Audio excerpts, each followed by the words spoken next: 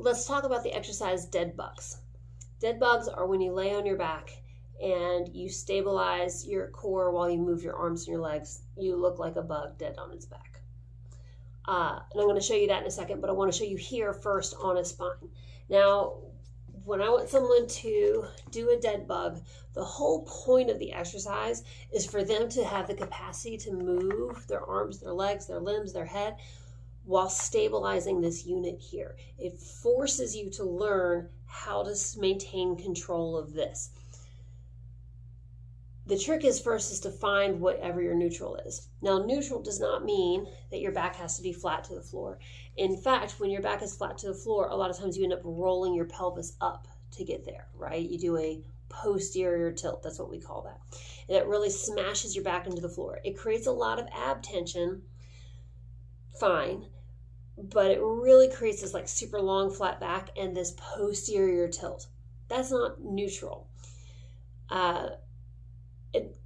Quick caveat, people get really obsessed with neutral. If you've seen any of my other videos, you're going to know that I both talk about neutral and also the ability to work when you're not neutral. They're both important, but for someone who doesn't have good core control, I need them to start with some kind of baseline, and neutral is it. Now, so we talked about that we don't want their back flat to the ground.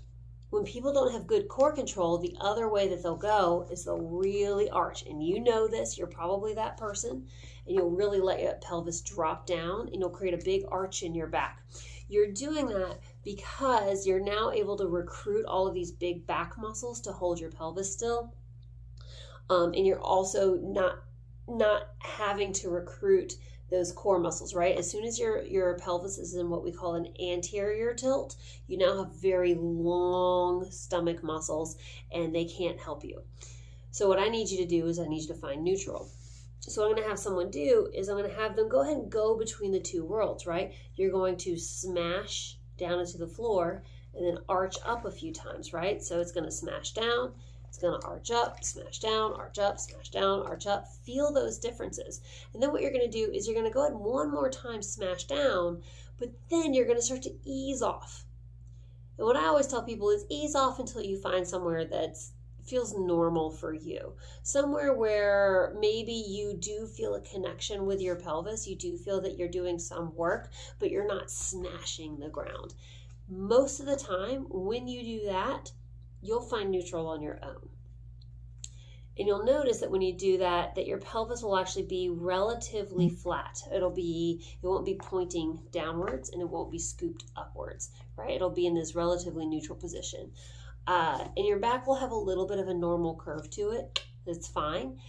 What may help is to take a dish towel, fold it up and place it underneath here and then press your back into that. If you were here with me, I might put my hand under your back and I'll say, keep contact with my hand the entire time that you're doing this exercise.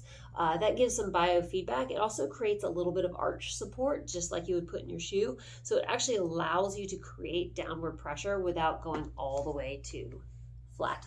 Okay, so once you have that, then we challenge your system by seeing if you can hold this position while maybe lifting a leg up.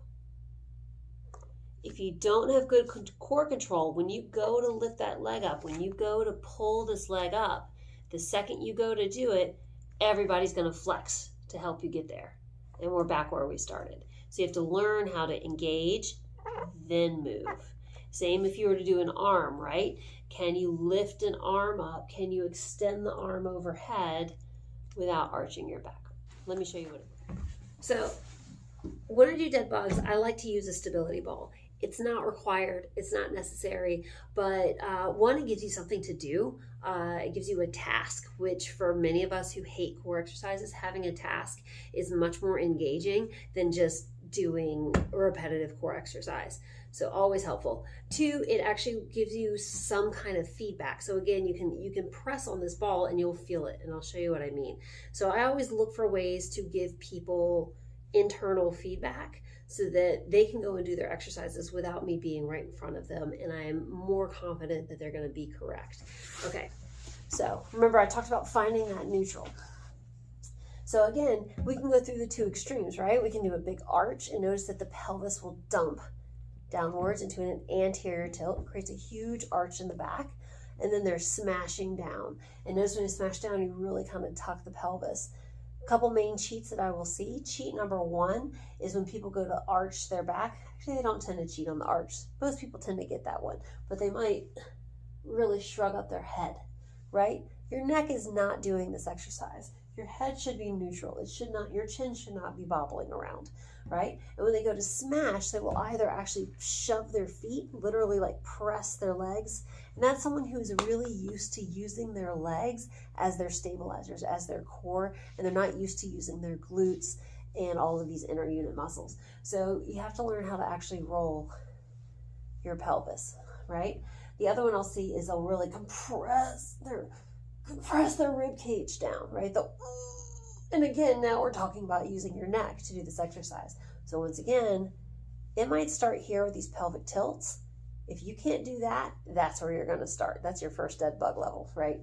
But for anybody else, place the ball on top of your thighs, put your hands on the ball. What you're going to do is you're going to smash down a little bit and then ease off just enough that you can actually feel that you are in this neutral, comfortable position. Now, level one is we simply see if we can move a limb without creating any change.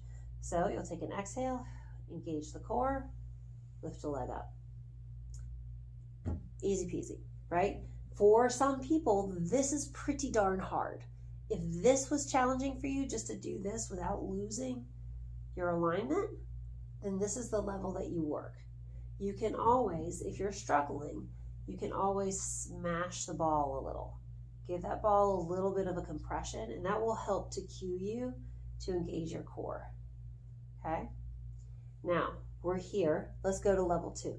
Level two is, of course, way harder. So now what you need to do is you need to actually lift your other leg up to the ball without losing that control. So we're gonna, again, engage, hold firm, take your time, and up we go, okay?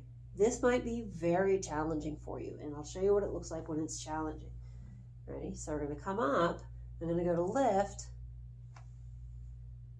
Did you see it? So I'll do it on this side. Ready? Come up. I'm not gonna do anything to control it. So what I did was that wiggle, and you'll know because the ball will move, your head will move, and you'll feel that gap in your back move. So you're simply gonna practice, compress the ball a little, hold it, lift up. Now from here we start to turn it into the dead bug where your arms and legs move.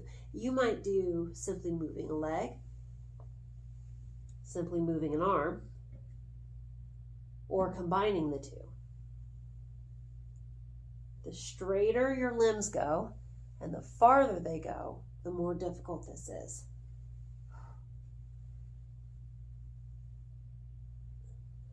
Notice that breathing is always part of the exercise.